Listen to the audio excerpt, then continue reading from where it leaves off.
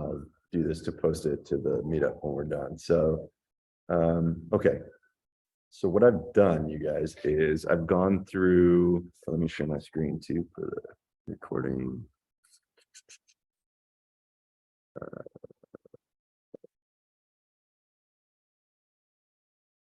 All right.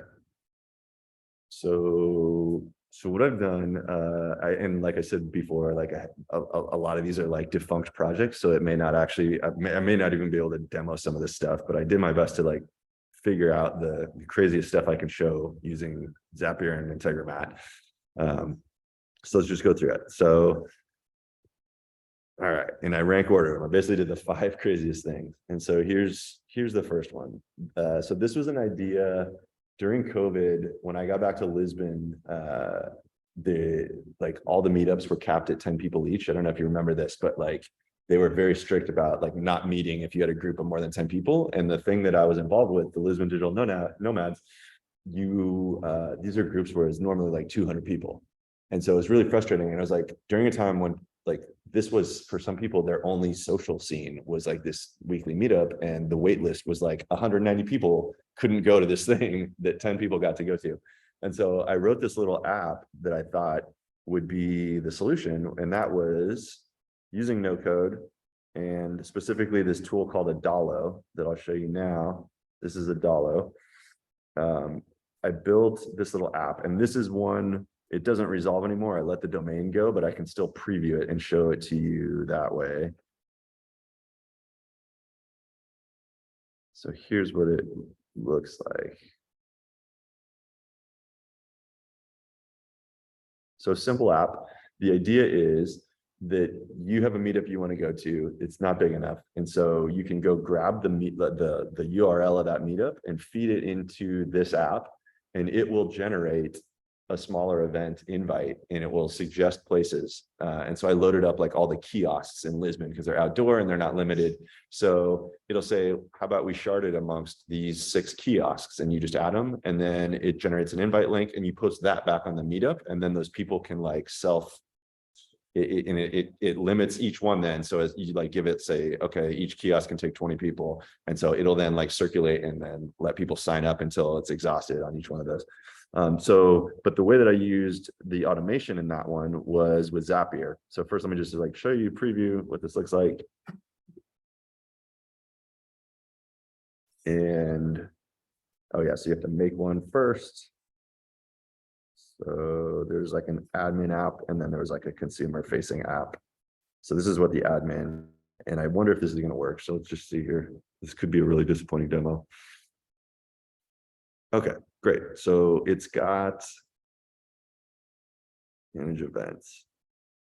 Yeah, so you can see these are all back in 2020. These are the ones. So here's an example of the Digital Nomads event, manage venues, manage RSVPs. So add a new venue. So here's where you could like add a kiosk, and it would attach it, and then it would manage your RSVPs for each venue. And yeah. So, but since these are all past, it's not showing them in the consumer facing app. But yeah, but like the idea here though is I used Zapier. So let me show you what the Zap looks like.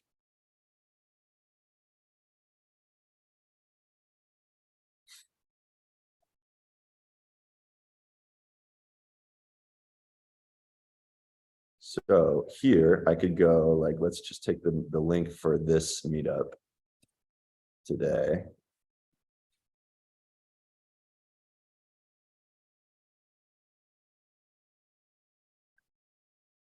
So grab the URL, go to the app, paste it here, and then it would use the API. Meetup has an API. And so it would basically, my Zap would go in there and it would create the URL to use for the API. So I'd parse the thing that I just gave it. So this is coming out of a Dalo. It's using this. And it would say, so a catch hook is what I was posting to. So from a Dalo, hit this catch hook in Zapier, continue if it found the meetup event ID, formulate the URL that you're going to post, and then get the details. So this is where it's hitting the Meetup API to grab the details of it. And if this stuff looks like you have to look at the documentation, like this may, for if you're not familiar with the APIs, I'm just giving you like the English version of this, but obviously like you have to kind of read through the documentation to see what you have to pass to it. So it's more complicated than that, but at a high level, this is what it's doing. And then it's. Did you organize the real events? No, that's what's cool about this. This was like an end run thing that I just did without permission, and you could use it on any Meetup event to like create a sharded alternative. And to the people who were on the waiting list, did they get linked, or they would need to know? No, so they would need to look at the comment section. So that was the thing, is you could post it as a comment on the Meetup, and if other people were like just religiously every Meetup, like, hey, the wait list, there's only 10 people that can go to this. Like, does anyone else want to meet up? And when I saw that, I'm thinking, okay, there's demand. How do we organize those people? Yeah. And so here, just post this link and everyone can go to that, and it will like coordinate the alternate venues, basically. Yeah, it was a separate app. Yeah. It didn't go anywhere though. So that's why. Yeah, no, it worked. Like it's just, it never like, you know, a few people saw it and they're like, oh, this is genius. This is going to be like, everyone's going to be using this. It never like got that threshold of usage. Like a few people used it and then it kind of sputtered out and I didn't pursue it. But yeah, but that's a look at like an idea of what Zapier can do. It can format data. So like do some logic, some if then logic, look for make sure that it's a valid URL, check if it is, then go ahead and hit the API, get the details on the Meetup, come back and create a record in Adalo with those details. And so that's what this is. And then what's cool, like Adalo, you can have two apps that share the same database. So I had that backend admin app and the front end app, and they both are driven by the same database. So, all right, so example one. Any questions on that one? Adalo would be like a bubble, like an easier version of Bubble. Yeah. Which if you're starting, you may want to start with Adalo because it's way easier to pick up. It's just limiting in what you can do with it. Like I would liken it to like, I don't know, Adalo is very polished and very like Apple-like in its simplicity, I feel like. Whereas Bubble is more like Linux-y, you know, but it's more powerful. All right, so I'll show you the next one. This one, I just picked like this. So this was actually my last employer, Pagely, and I did a bunch of stuff for them. The stuff that I can show you is obviously only the stuff that's publicly available because I no longer work there, but I did do a presentation that is publicly available that I can probably show you. So some of the things that I did, like basically once we had a sales team and they were trained and I was now like just trying to optimize, get more leads, have better customer retention, have, you know, lower our overhead for onboarding people, like all these things. I was just trying to improve the metrics. Then it was like a game of like, okay, what should we automate next? What can we do? And so things that we did, this was a cool one. This Project Bottle Beard, which I can show you, is this.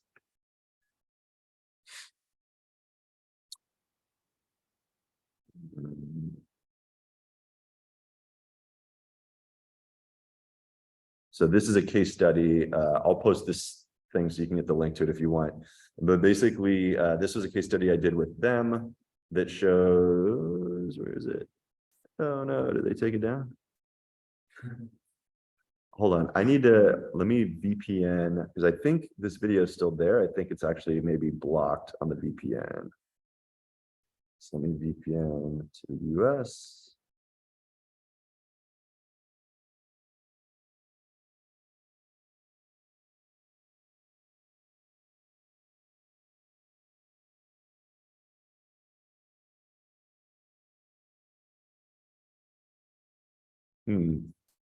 Weird. This was there.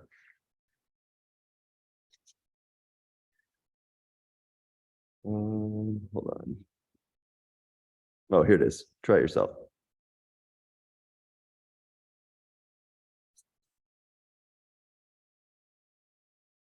Okay, so what this is super cool.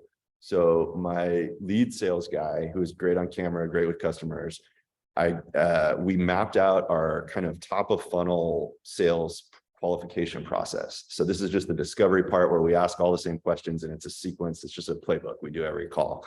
So the thought was, well, we'll save ourselves some work. We can get some of this data up front. We can also get people who don't necessarily want to talk to someone, like if it's in the middle of the night and they don't feel like scheduling a call for 2 days later, they just want the answers now. You can give people a self-guided option for going through that process. And so I'll just play it. Hey, it's Matt from Pagely. What we have prepared here for you is a virtual sales walkthrough. So you are more than welcome to book a time with me to have a conversation about your next Pagely VPS. But if you'd like to go through this video tutorial, we've prepared a group of questions for you. So before we begin and before we go too deep into this, would you like me to do a sales overview, or would you just like to go through some frequently asked questions? Go ahead and make your choice right now. All right, so you get the idea. This is so you get to basically like a choose your own adventure video where you feel like you're talking to Matt, right? I'd love to give you a sales overview of Pagely. Sorry, what's the name of the app? I just found it today or yesterday on the platform where you go to the website, in the businesses there. Introduced to them. We've been doing this now Nearly a decade. when you hear this one, and then you get those choosing this people in it. Mm-hmm. And then you will start thinking in that direction. Yeah. We will also be talking to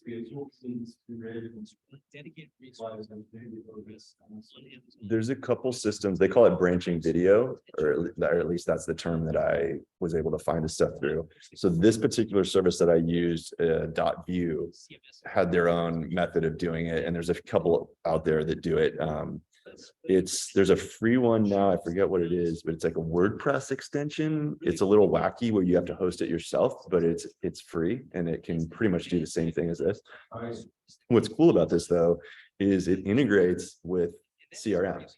So HubSpot or Salesforce, we were using ActiveCampaign, and so this was able, we basically put this out there, and I mapped out a 72 node decision tree of all the different questions, all the case studies, all the potential directions it could go.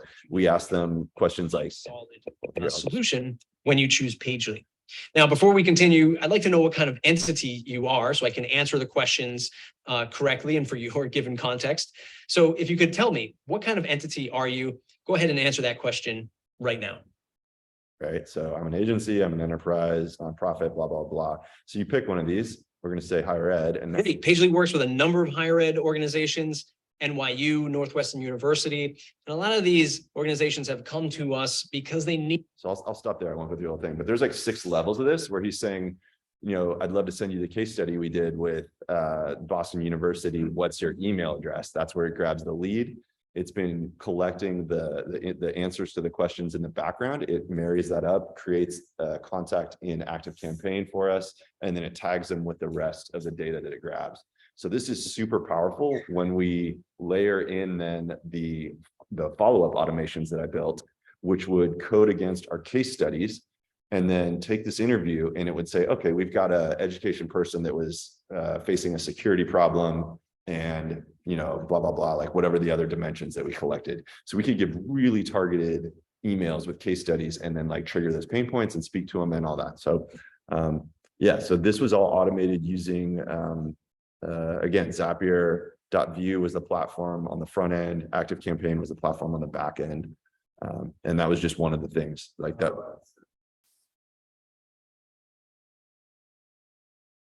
So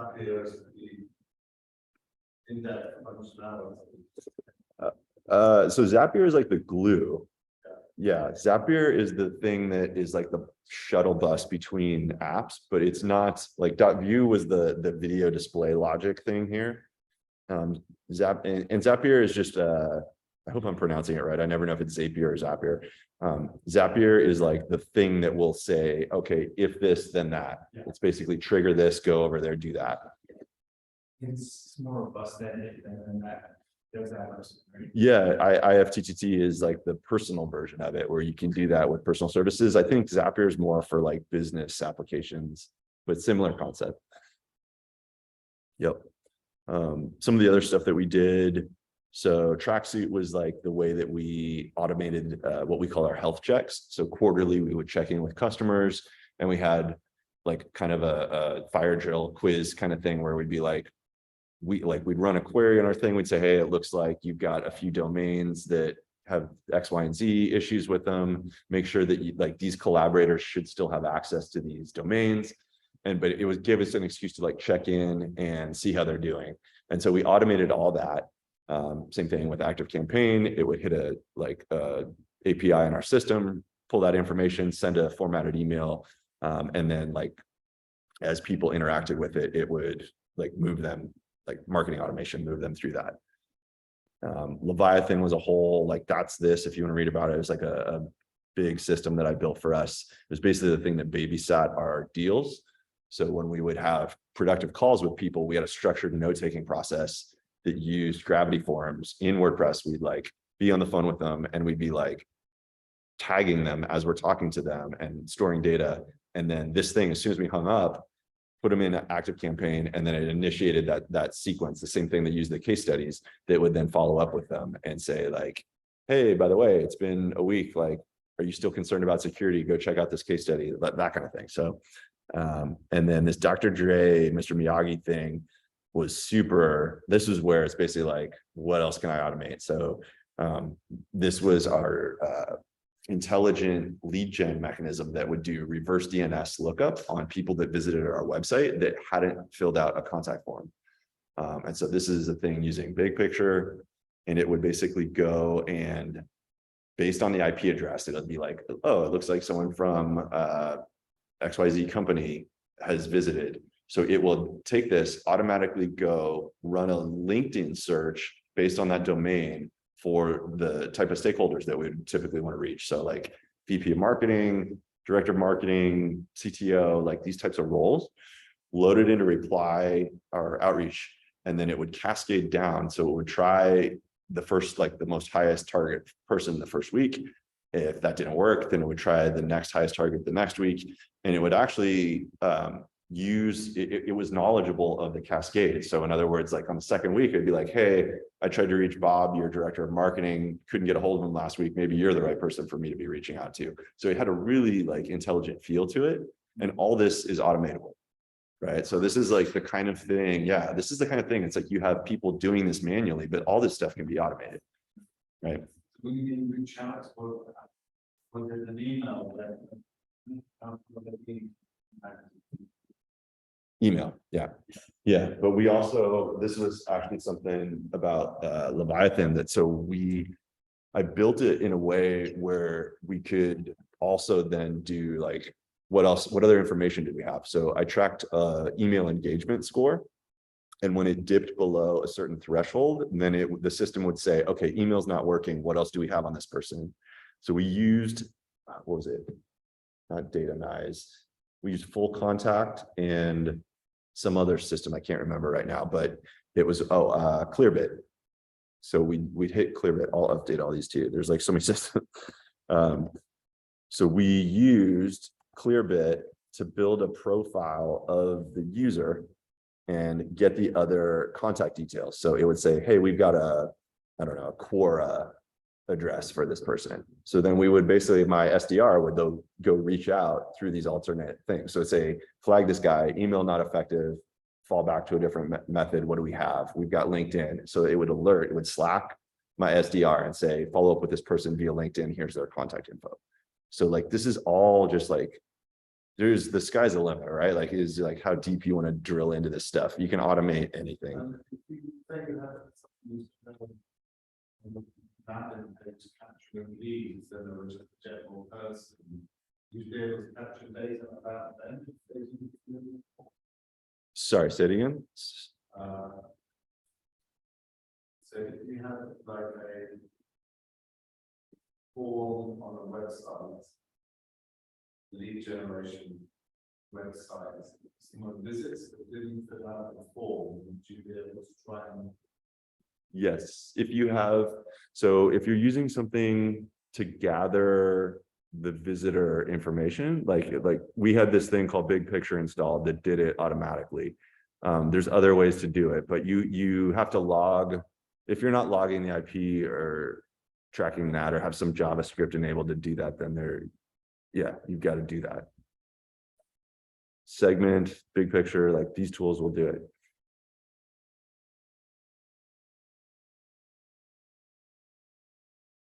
Oh yeah, and then Get Prospect was the system that did the LinkedIn search. So you could hit it programmatically. Like again, we use Zapier, but Big Picture was the thing on the front end, collecting, doing the reverse IP lookup. It called Zapier. Zapier called Get Prospect. Get Prospect ran the search, then loaded it into Reply.io, which did the outreach. Yeah, and the only manual step was actually prioritizing those stakeholders. Once we had them in reply, you had to like say what was the cascading order. Big picture. Yeah, yeah. I'll give you these slides that have everything. Okay, so that was number 4. Number 3. So this was a freelance project I did called Object Cache Pro. I was only briefly doing this, but I thought this was a clever use. So the challenge here was like in doing lead gen for them and explaining a really a complex thing. Like their product was object caching. So it was a way to speed up web pages where front end caching didn't do it. So it's really good for like e-commerce, any dynamic site with a back end that you couldn't cache the front end. You couldn't do like like Cloudflare or whatever, like those, because you had to do like Redis backend caching. So it's a very specific audience, but what we did was I created an Adalo app. So go back here. And I wanted to deliver, this is what I envisioned, is like a self-serve form where you could give it some data. You could say like, here's my website address. And it would just based on that alone, pre-populate it and would say, does this all look accurate? And it would make some guesses as to like, how many monthly users do you have? Like what's, I'll show you. So it's like, yeah, like a savings calculator, basically. You've seen these kind of lead forms like with mortgage loans and whatnot. Yeah. So that's what I built. Let's see if this one works. And so what this is doing in the background is the initial screen just grabs, what's your URL? Yeah, so this is specifically targeted to WooCommerce store owners. So let's just, I don't know, pick a WooCommerce store. I don't know one offhand, so let's just find one real quick.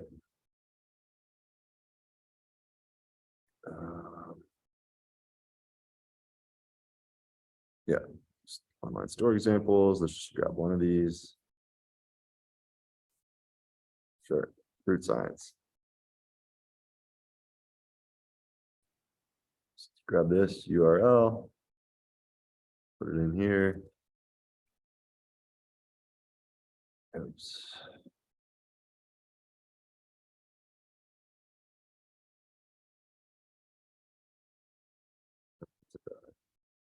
Interesting.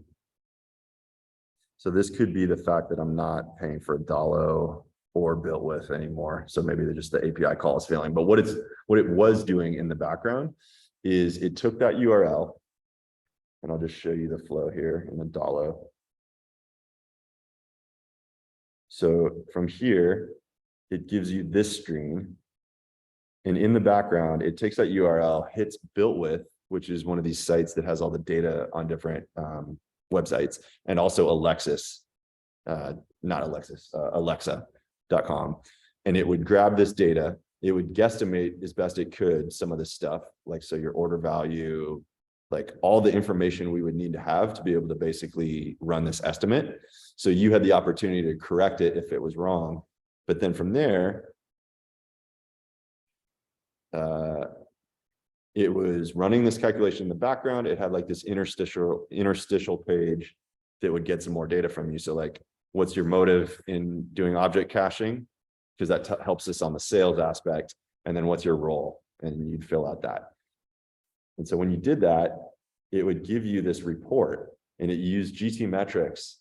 So that was the other thing that I did, is I like figured out your current page speed, how good your website was, and then knowing those bits of data, like your order value and all that stuff. And then just like kind of interpolating based on what we've seen, we estimated what we could create in terms of new revenue from like having a faster website. So how many customers are you losing right now by having a slow site? How slow is your site? All these things. And so this thing did that in the background, and it would give you like an average monthly revenue, what this translated to. And so that's super powerful. And then to get the full report of, so that was free. Anyone could do that self-serve and see this on their own. But then to get the full report of like, well, what should I do about it? It's like, you could use object cache, or you could go do all this other stuff. And if you want to know the instructions of what you have to fix, then give us your email. So yeah, so it's just like basically a lead gen savings calculator. Cool. Any questions on that one? Hello. How are you doing? Yeah, we started at 7, 50 minutes late. It's all right. It's all right. Any questions on that one? No, but I'm thinking of like maybe trying to find some side projects to do, you know, go down the bubble route and connect and one thought was my project and a business where we wanted to products, you know, lead generation websites. There was wondering if there was maybe something I will do for free, but put in my portfolio and think around this website. Also, he leads his leads to a business, but I think it's got leads coming in. I was just thinking it might be like a leads dashboard. Totally. Yeah, you can. Bubble is super.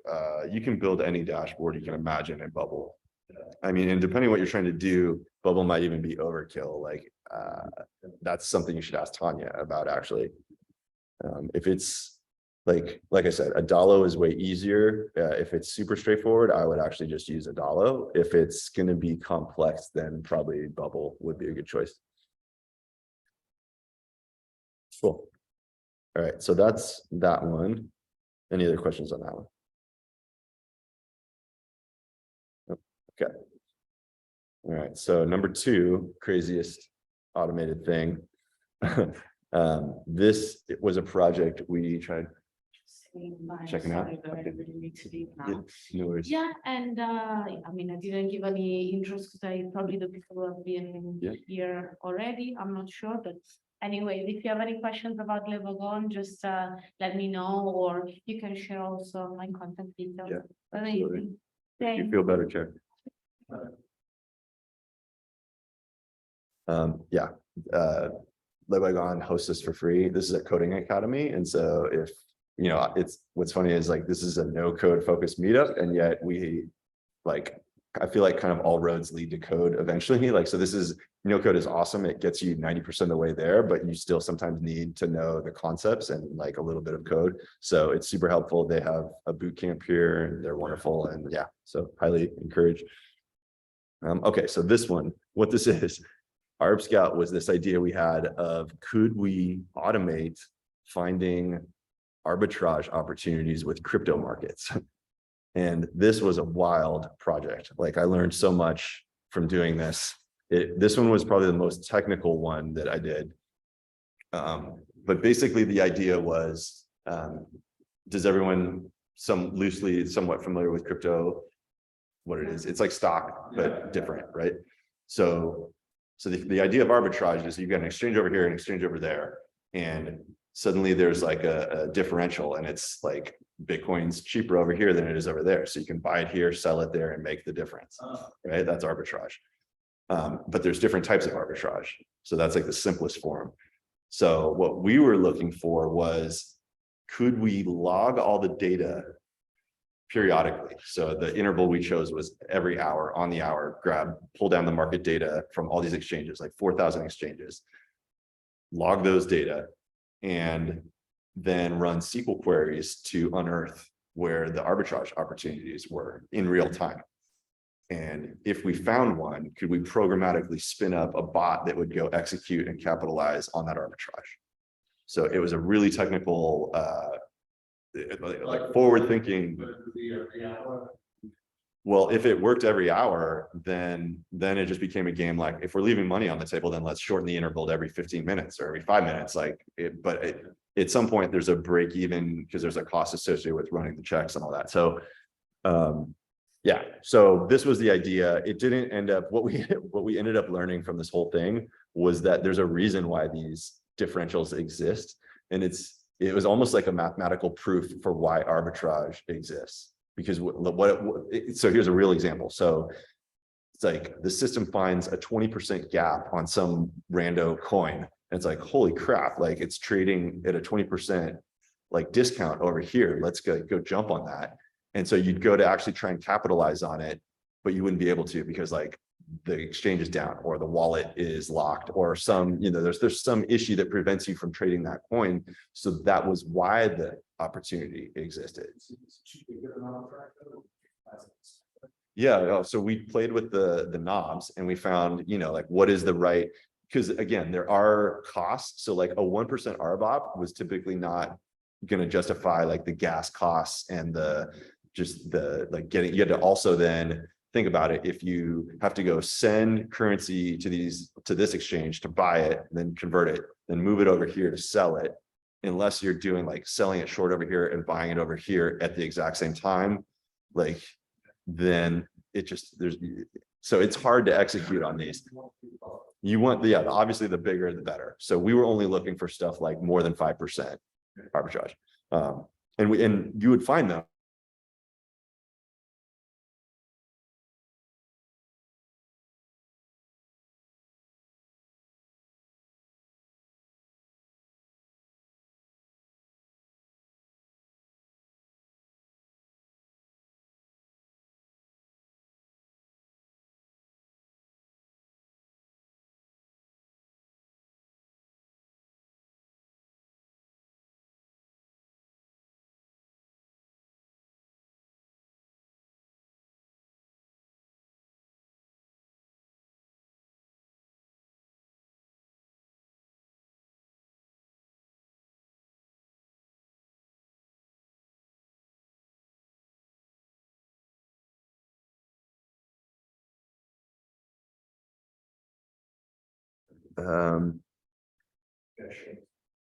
Oh yeah.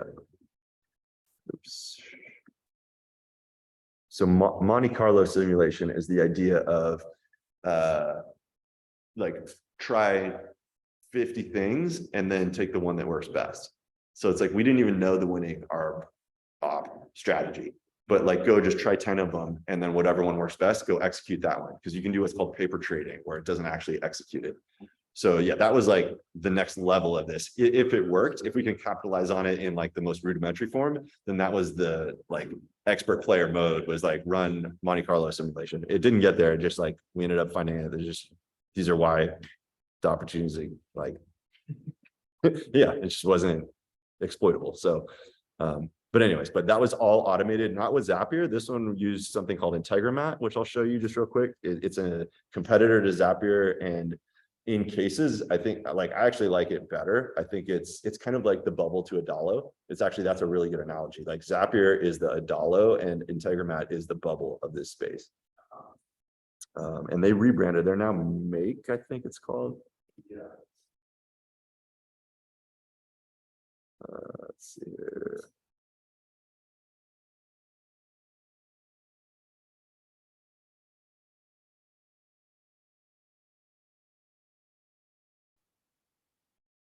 Yeah, so they're now called Make. I'm just gonna use.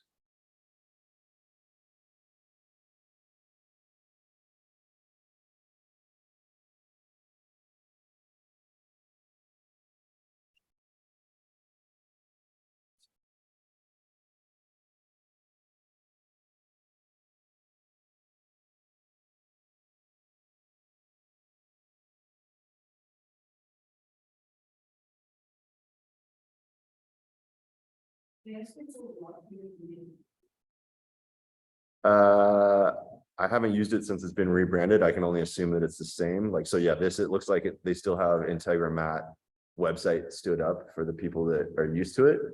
I think it's exactly the same under the hood, but I haven't used whatever make is. So it's like Zapier, but more extensive.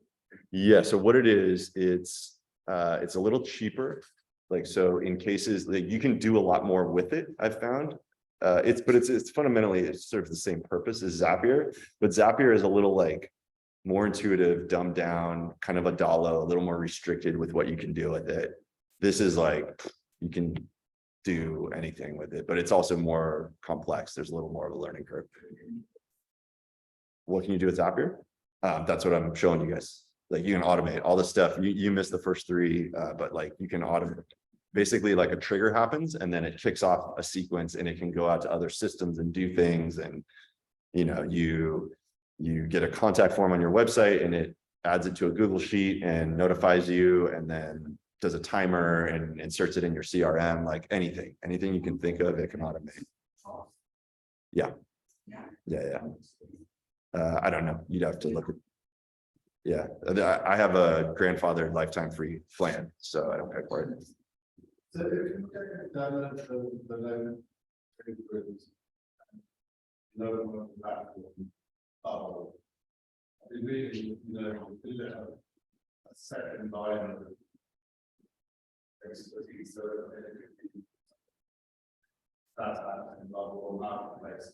I'm thinking, expertise in the low-code app and the integration that good combination that have. I think if I were starting now and you want to learn one tool, I think Bubble, like invest the time to learn Bubble, because it's a steeper learning curve, but you can do anything with it. Yeah. And it's like, if you know you're going to be doing stuff, like if you know this is the direction you're going, then you almost can just like skip the Adalo. Like Adalo is where I cut my teeth on this stuff. Like I built my first version of our app in Adalo, and then I hit the limitations and I realized, oh, I can't do what I'm trying to do, so I have to go learn Bubble. But like, if you know you're going to be doing a lot of stuff in this space, I would just learn Bubble from the scratch. Yeah. And then this Integromat, if you're going to learn one between this and Zapier, I would learn Integromat, because same thing, it's more powerful. And if you just get used to the way they do things, then it makes a ton of sense. Okay, so I mean, it's quite cool that you need the inspiration with the project. So Yeah.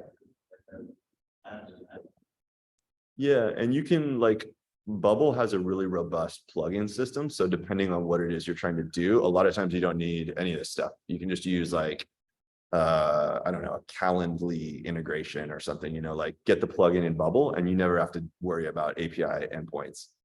The API is when you want to do something that's not covered by a plugin, and like, as long as you know one of these tools, then you can connect to that system.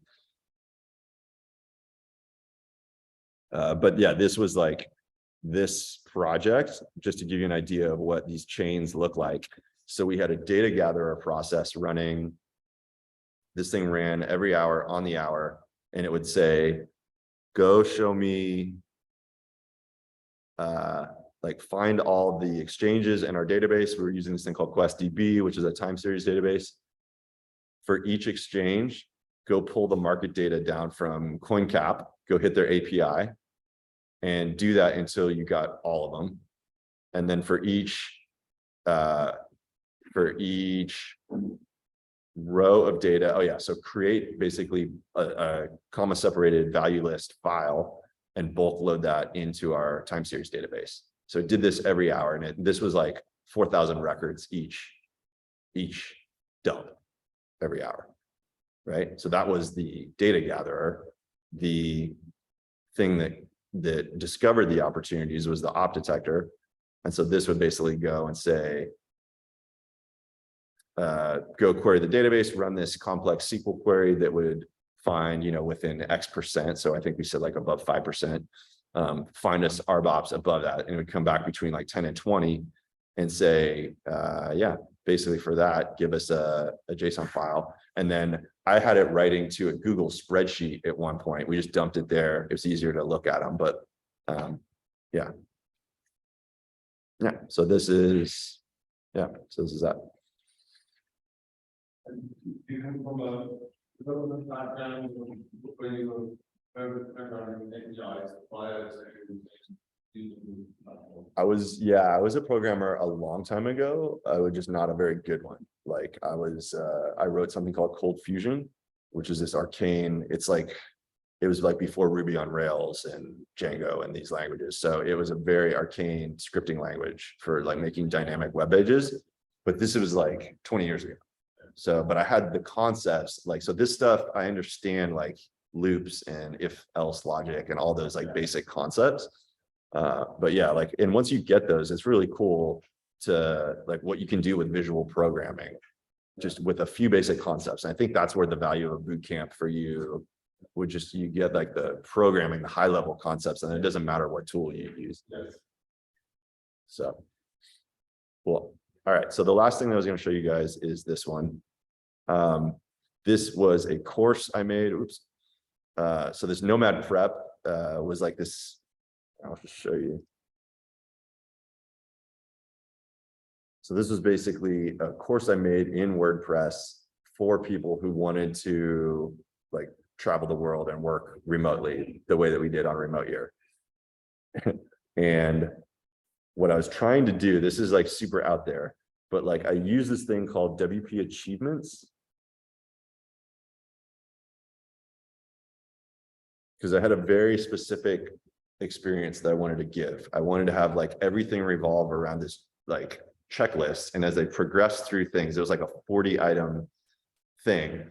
As they progressed through it, they would get badges and whatnot for completing different goals. But it was also a function of like how quickly they were getting through the course and how many days out they were from their trip and like all these variables. So it's like I wanted to deliver a very kind of like custom gamified experience. So I use this plugin, WP Achievements. Obviously, it can't execute what I was imagining in my head. So I'm like, I wonder if there's a way if we can just interact directly with the database and achieve this.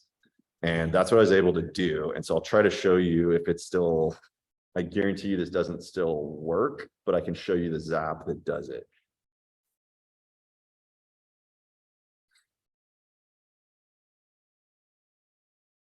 So, yeah.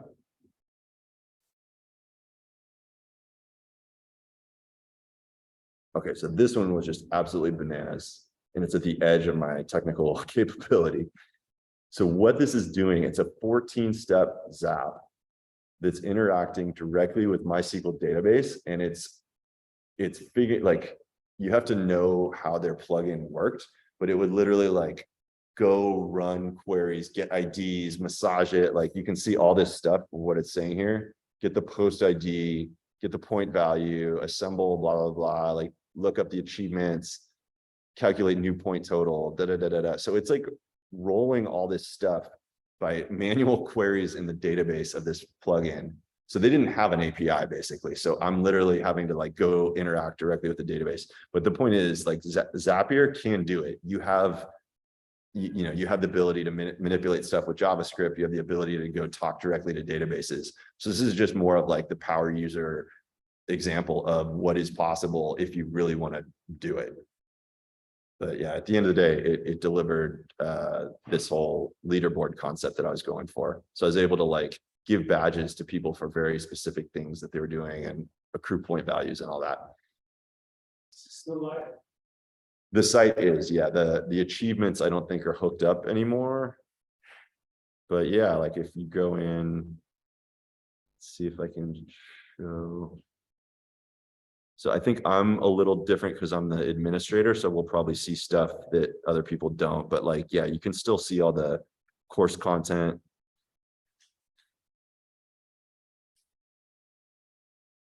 Each section.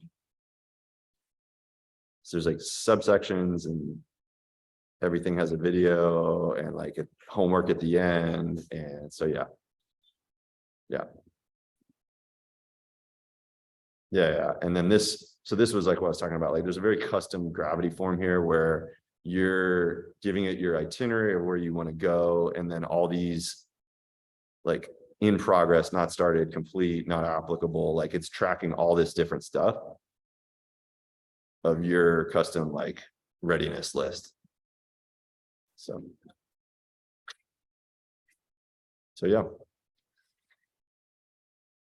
So that is the single craziest thing I've ever automated in terms of complexity. And we just playing around with that, you know, to get used to it using the way like Yeah. Yeah, Bubble, I did Tanya's course, so the pro no coders. Well, I did a Udemy course to get up to speed with it, and then I joined the office hours, and that's invaluable. Okay, so like, Tanya has the like fundamentals of API and Zapier course. Yes. How does it affect whether you can do a question? Yes. So you done the office hours, but not one of the schools. Correct. Yeah, but I mean, I can only assume she's wonderful. Cameron's wonderful. Like they really know their stuff. So I have no doubt whatever they're teaching in the course is valuable. Like I don't have to take it. I can tell you, you should do it. Yeah. Well, and actually what's funny is like, so Brian was at an event that I held this weekend. Tanya volunteered on Sunday. She's also amazing in that like she gave her time to help us build the winning project from this hackathon. So they're wonderful. So, but yeah, what questions about automation, about Zapier, Integromat, all this stuff?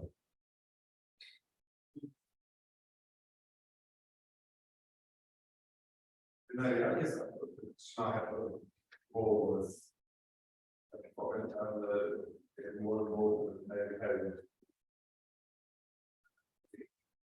a good understanding. Bubble into the system through Zapier, something seemed like a really good second skill and how long the bubble skill is. Yeah, it's definitely.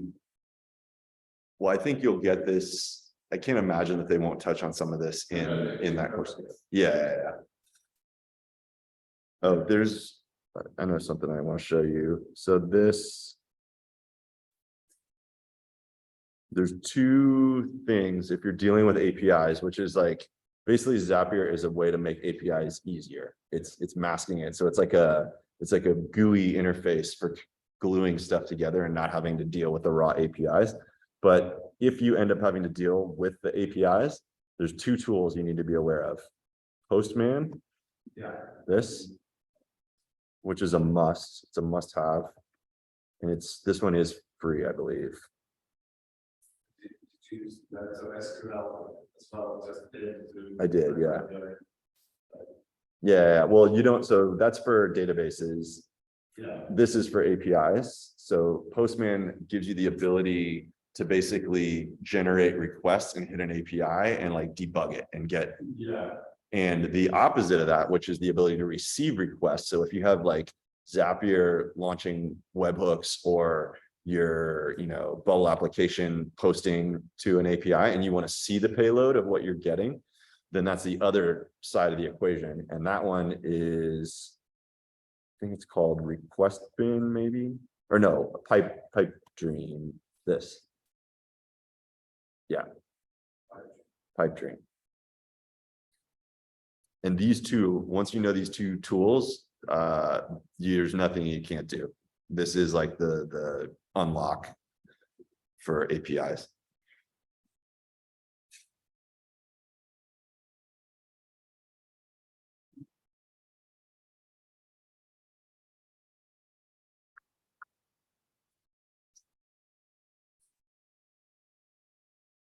Yeah, so I will share this and put this on the meetup as a comment.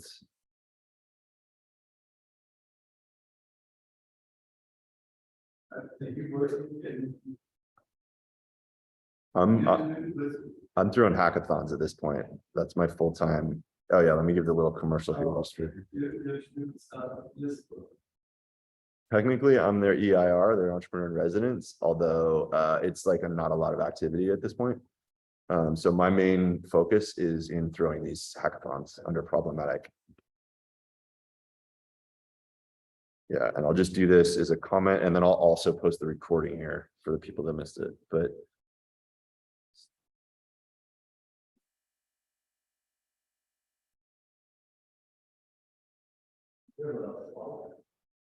yeah. Yep. Yeah, let me show that.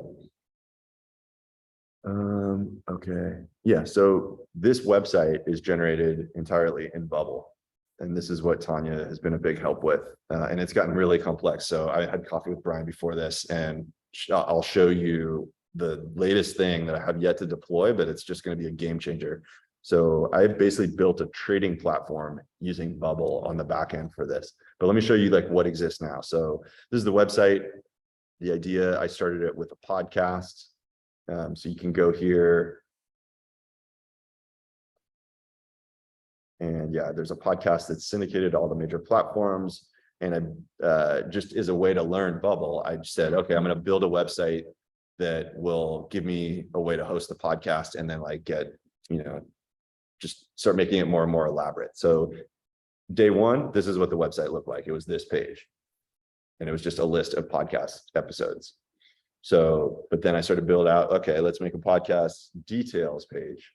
So you go in here and let's categorize these episodes by the problem that each one of them is affecting. And then let's code those problems against the sustainability development goals and have those here.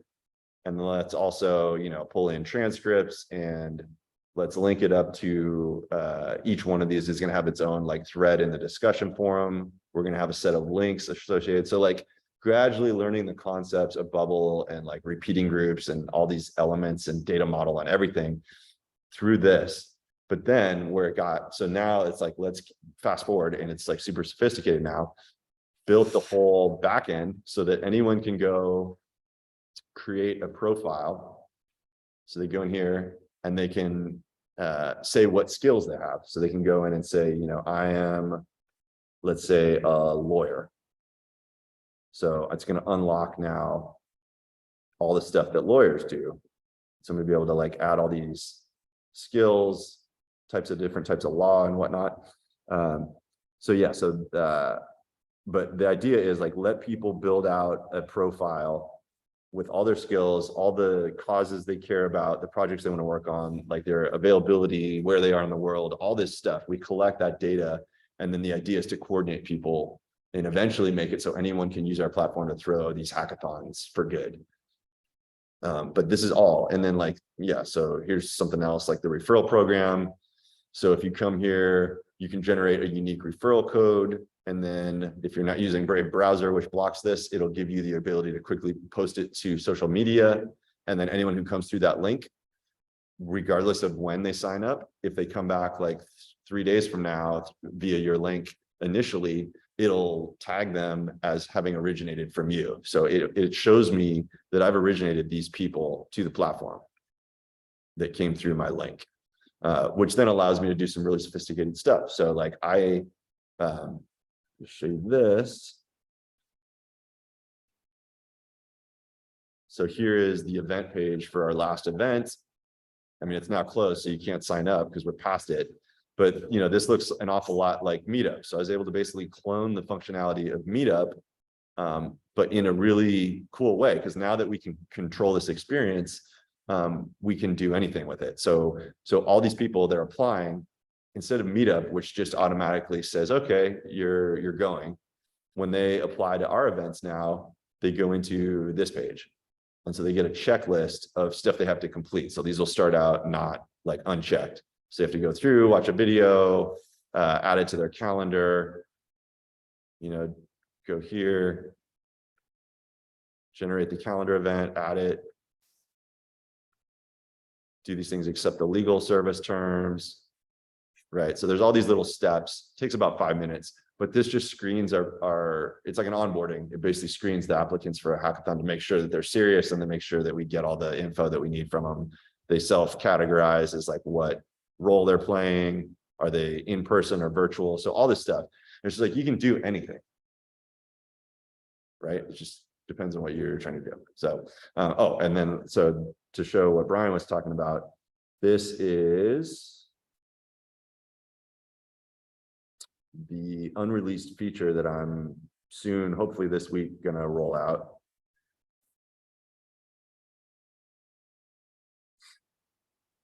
This is the other cool thing that Bubble does, is you can fork. So it allows you to manage multiple forks of the code base. So normally you have a development and a live. You're working on development, you can break it, screw it up, whatever, and it's not going to affect your live site until you push it. So, but you can also fork development. So I'm maintaining a dev version, which is in sync with live. So if I need to like change a word or whatever, I can easily push that. But here I forked this other version that has like a whole nother set of changes that I don't want to push any of it yet. So this allows that to live on unaffected. It's like on its own here, and then you merge it back in when you're ready to bring this stuff live. So this is what is missing from preview this. It's basically like GitHub, exactly. Yeah, for no code. Yeah, they've done a really like Bubble is, that's what I'm saying, it's super advanced. Adalo has no concept of that. Or at least to my knowledge. I use Adalo back in 2020, so I'm sure they've added a lot of new capabilities. Okay, so here is what I wanted to show you guys. So this is the trading platform. This is like, I unveiled it at the hackathon. It's not released yet, but this is what it's, I'm going to load in all the data that we have from the different teams at the hackathon. So we have cap tables from everyone and how they interacted and what trades they did with the experts. And I'm going to load that in here next. And you're going to get basically a trading history. So you'll get this, I don't know if you can, yeah, it's really small. It's hard to see. This is no different than if you're making, like, think of like playing the game Monopoly, right? Like you've got money, you've got like hotels, you're buying, you're right? You're trading and you're getting stuff. So this system allows people in the room, I can say, okay, I'm going to propose a trade now. I'm going to send Brian 5 fixer in exchange for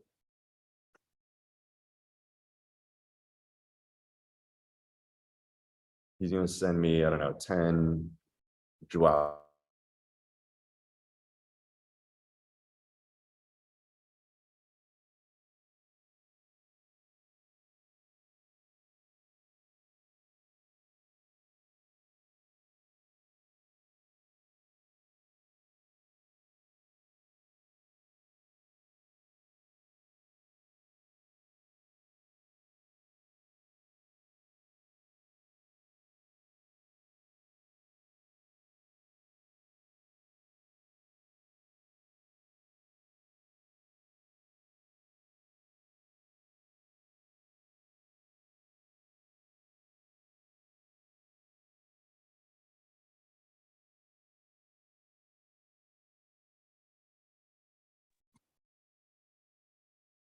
All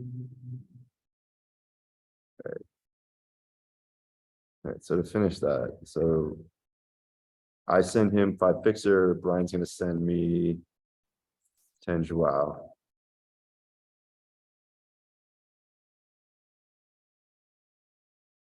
And we're going to just call this swap. So he proposes that, or let's see, I'm logged in as me. So I proposed that trade to him. And now if I were to go and impersonate Brian right now.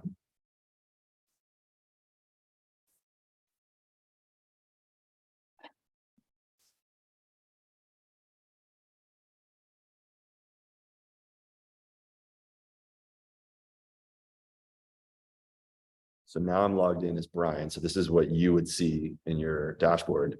So you're going to see a pending trade that I just proposed to you, and you can either thumbs up or thumbs down it. If you reject it, it goes away. If you accept it, then it gets committed and you'll see the balances in your wallet update. So now it deducted 10 Joao and it gave you 5 fixer. And for me, it did the opposite. Like if we go back in here to mine, it should.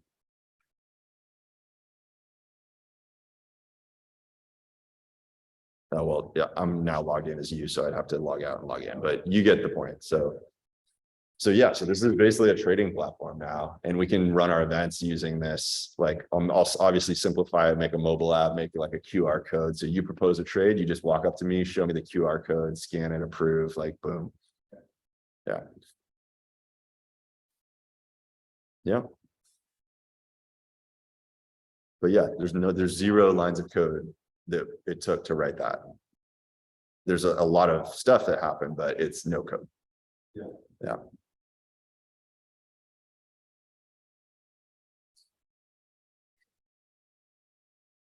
So that you organize that they coding and I don't know. I'll let Brian describe what it's like. so what really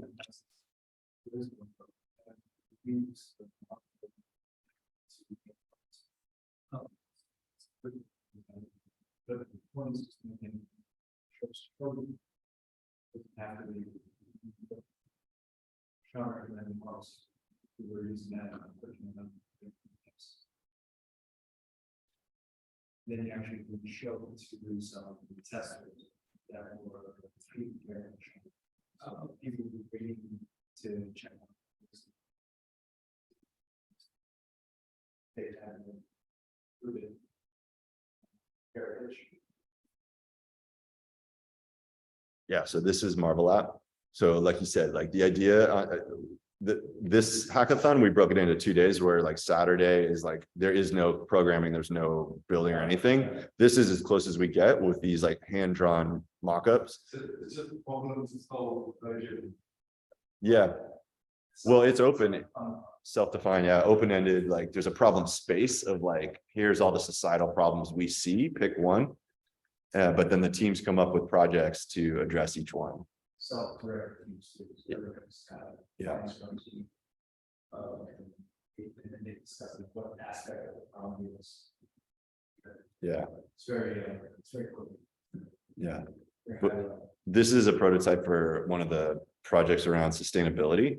So this one was like this idea, I'll just reload it so you can see, but it's called Greener.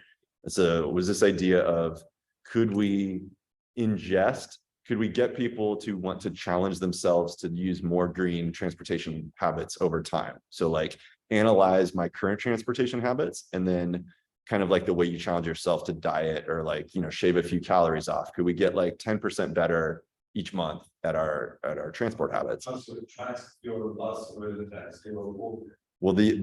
the idea was that for people willing to do this, I don't know, like some people have privacy concerns, but like give it access to your Google timeline or upload a file that has your month's worth of travel data. It will analyze it and it will come back with like, okay, you are, you know, 20% bus, 50% car, 10% walking, 5% bike. Yeah. And it figures this out based on what it has, what information it has on you. And then you basically say, okay, like I'm going to try to get to 30% car instead of 50% car. Yeah. And so, yeah, and then add the social layer and challenge other people, like bring your friends and like gamify it. So I think it was a really clever idea. But yeah, this is just one of the projects.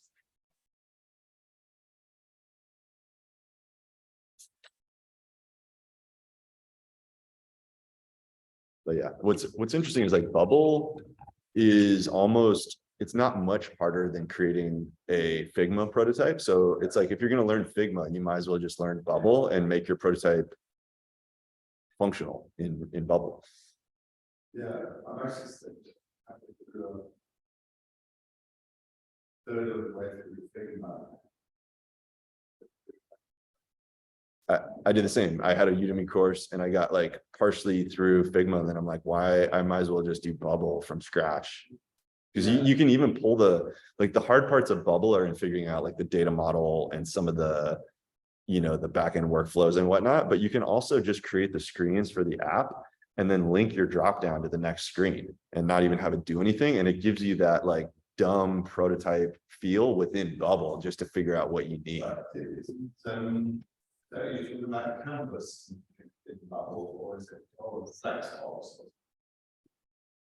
Yeah, I use their responsive UI. I think it's called Flex. Yeah, Flexbox. I was finding out that using, I really like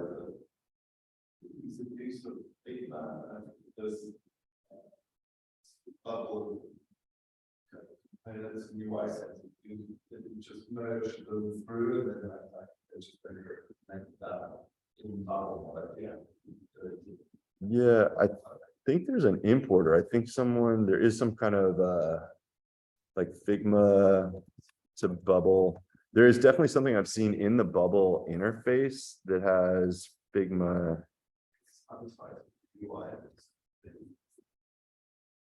Design import Figma. Here we go.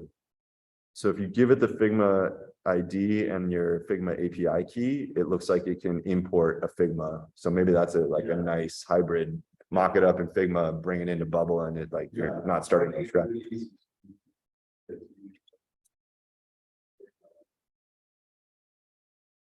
Yeah. Cool. Well, anything else you guys want to see while we're on here?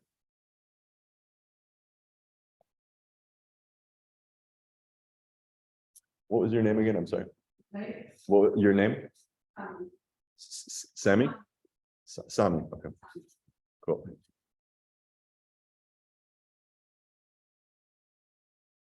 Cool. Well, this was a cozy group. Thank you guys for coming out in the rain. Appreciate it. Yeah. Yeah, it's all good.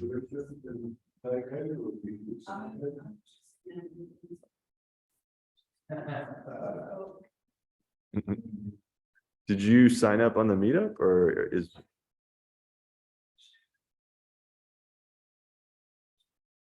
Okay. Okay. Cool. All right. Well, I'm gonna stop the recording. And I'll post the link. If there's anything you want.